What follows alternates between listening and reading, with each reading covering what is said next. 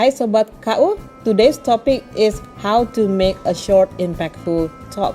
We call that jam or just a minute talk. So first off, you have to choose a narrow enough topic that you can be able to deliver in a short time. For example, we must change the way we work for 3 reasons: to make us happy, to save time, and to save our energy. And secondly, you have to use a simple structure like IBC. Simple structure IBC: introduction, body, and closing. Introduction must be headlines or the narrow topic that I gave example before. And then you explain in the body with the way that is so engaging to your audience. So you can give example, illustrations, or maybe comparison and contrast or narration. And in the last part, in the closing, you give a strong closing or a memorable message to your audience. For example, a summary and then a call to action, a quote, or even a joke.